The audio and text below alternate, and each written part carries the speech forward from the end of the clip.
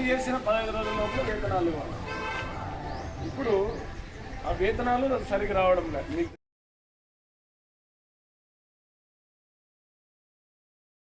తెలుసు, ఎందుకంటే వీళ్ళందరూ కూడా సార్.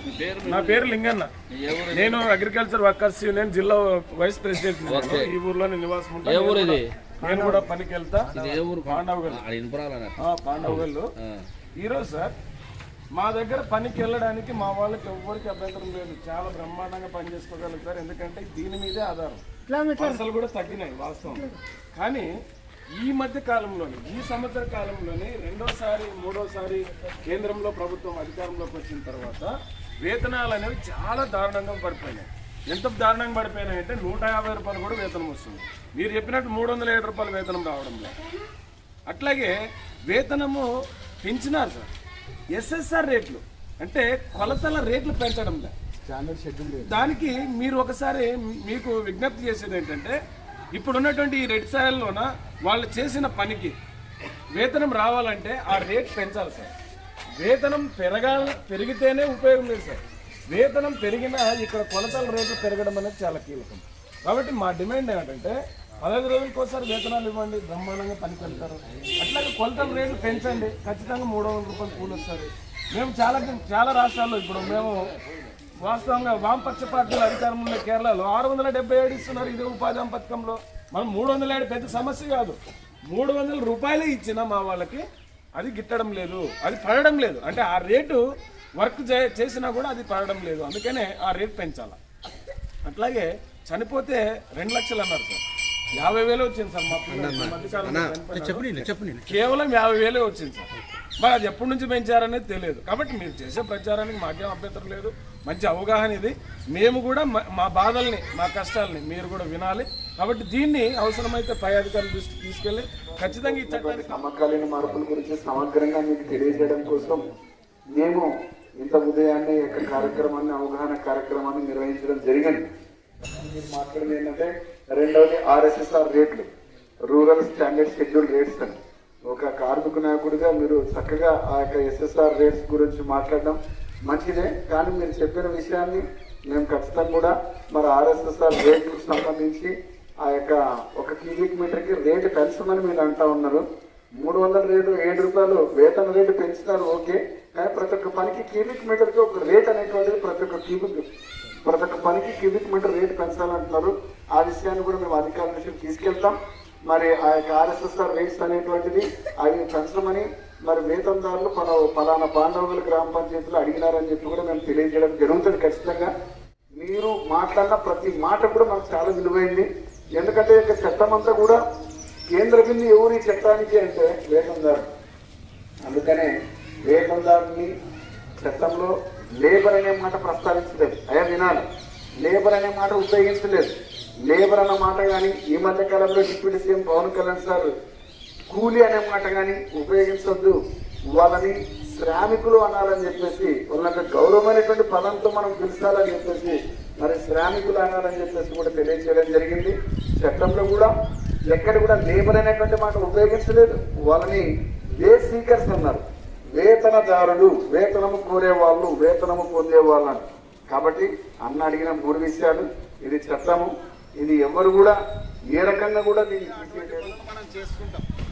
అంతేకాదు మరి ఇక్కడ పిఆర్ఏ మ్యాపింగ్ అంటాం, అంటే భాగస్వామ్య మూల్యాంకన పటము అని, గ్రామీణ భాగస్వామ్య మూల్యాంకన పటము అని చెప్పేసి.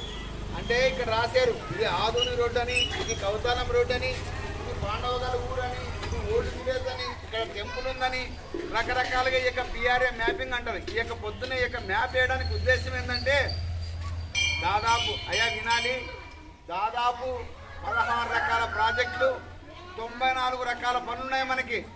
16 రకాల ప్రాజెక్టులు, 94 రకాల పనులున్నాయి. ఈ యొక్క 94 రకాల పనులు ఏదైతే అనుమతి ఉందో ప్రభుత్వం నుంచి, అటువంటి పనులు మాత్రమే చేయాలి అని చట్టం చెప్తా ఉంది. అంటే దాదాపు 94 రకాల పనులు చేసుకోవచ్చు. అంటే గ్రామాల మధ్యలో ఎటువంటి పనులు చేసుకోవాలని ఈ మధ్య కాలంలో కొత్త వర్క్ వచ్చింది. మరి ఇక్కడ మ్యాజిక్ ట్రైన్స్ ఏమైనా చేస్తారా? ఆల్రెడీ ప్రపోజల్ పంపించారు. అంటే మ్యాజిక్ ట్రైన్ అంటే మనము ఇంట్లో బట్టలు దిక్కుని ఏం చేస్తుంటామంటే రోడ్డు మీద నీళ్ళు విసిరేస్తూ ఉంటాం. అట్లా కాకుండా మరి రోడ్డు మీదకి విసిరేయడం వల్ల మరి అనేకమైనటువంటి దుర్వాసనలు మరియు ఆ విధంగా ఉంటాయి. కాబట్టి అది మంచి క్రమము కాదు. కాబట్టి ఈ యొక్క రోడ్ డ్రైన్స్ అనేటువంటి ఒకటి చేస్తూ ఉన్నాం, మ్యాజిక్ డ్రైన్స్ అని. అంటే మన వీధిలో అటుపక్క ఇటుపక్క మన ఇంటి ముందు కాలువలు తవ్వి అక్కడ దాదాపు 3 అడుగుల్లో మన ఒక రింగ్ అనేటువంటిది ఏర్పాటు చేసి ఆ సోప్ పిట్ మాదిరి తయారు చేసుకొని దాంట్లో మన వ్యర్థమైనటువంటి నీళ్ళని నిల్వ చేసేటానికి ఒక మ్యాజిక్ డ్రైన్స్ అనేటువంటి మనం ఏర్పాటు చేసుకుంటా ఉన్నాం. సో కాబట్టి ఆ విధంగా మన గ్రామానికి ఉపయోగపడే పనులు అంతేకాదు ఆర్సీపీ రోడ్స్ అంటాం, రోడ్డు కనెక్టివిటీ ప్రోగ్రామ్ కింద మరి ఒక వీధికి కరెక్ట్గా ఒక రోడ్డు ప్రోగ్రామ్స్ అనేటువంటిది రోడ్డు పనులు అనేటువంటివి మనం చేసుకుంటా ఉన్నాం. కాబట్టి ఈ విధంగా గ్రామాలంతా కూడా ఒకే చోట చూసుకోవడానికి ఒక పటాన్ని వేసాం. ఒకే చోట చూసుకోవడం వల్ల మనకి ఇంకా ఎటువంటి పనులు చేసుకోవడానికి గ్రామంలో అవకాశం ఉంది అనేటువంటిది మనం చూసుకోవడానికి ఈ యొక్క పటాన్ని మనం నిర్మించుకోవడం జరిగింది. సో కాబట్టి దాదాపు గుర్తుపెట్టుకోండి, దాదాపు 16 రకాల ప్రాజెక్టులు, 94 రకాల పనులు అనేటువంటివి మనకు ఉన్నాయి. సో ఇవన్నీ కూడా మీరు గుర్తుపెట్టుకోవాలి. ఇంత ఉదయాన్నే మనము ఇంత కార్యక్రమాన్ని నిర్వహించడానికి ప్రధాన ఉద్దేశం అదే. కాబట్టి ఈ యొక్క సీజనల్ మ్యాప్ ద్వారా ఎన్ని రోజులు మనం వేసవికాలంలో పనిచేస్తున్నాం, శీతాకాలం వర్షాకాలంలో ఎన్ని రోజులు మనం పనిచేస్తున్నాం, ఈ యొక్క పిఆర్ఐ మ్యాపింగ్ ద్వారా ఏ రకాల పనులు చేసుకోవచ్చు, ఇంత మధ్యలో ఎటువంటి పనులు చేసుకోవచ్చు, మరి తర్వాత మన గ్రామం అవతల పక్క ఏ పనులు చేసుకోవచ్చు, పంట పొలంలో ఏ పనులు చేసుకోవచ్చు, ఏ పనులు చేసుకోవడానికి అవకాశం ఉంది మనకి. కాబట్టి ఈ విషయాలన్నీ కూడా మీరు గుర్తుపెట్టుకోండి. 3 విషయాల ప్రాముఖ్యాన్ని గుర్తుపెట్టుకోండి. ప్రతి ఒక్క కుటుంబం 700 మంది కుటుంబాలు ఉన్నాయి, 700 మంది వేతనదారులు ఉన్నారు. అందరూ 100 రోజులు పని పూర్తి చేసుకొని 307 రూపాయలు వేతనం సంపాదించుకొని ప్రమాదవశాత్తు ఏదైనా పని చేసే ప్రదేశంలో మరణిస్తే 5 లక్షల రూపాయల బీమా సౌకర్యం అనేటువంటిది మనకి ఇస్తారు. ఆ విషయాలన్నీ కూడా గుర్తుపెట్టుకోవాలా. సో ఈ విషయాలు చెప్పడానికి మీకు మరింత అవగాహన కల్పించి మిమ్మల్ని జాగరూకులు చేయడానికి మా సార్ లక్ష్మీనారాయణ సార్ మాట్లాడుతున్నారు. అందరికీ నమస్కారం. నా పేరు లక్ష్మీనారాయణ.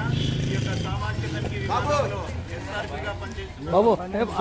ఈ కార్యక్రమానికి వచ్చినటువంటి ఏపీఓ గారికి మరియు గ్రామ పెద్దలకు, వేతనదారులకు, మరియు శ్రామికులకు, మరియు పిల్లశెట్టి గారికి, ఇక్కడ వచ్చినటువంటి సర్పంచ్ గారికి, ప్రతి ఒక్కరికి పేరు పేరున మా ఐఈసీ టీం తరఫున హృదయపూర్వక ధన్యవాదాలు తెలుపుతున్నాము.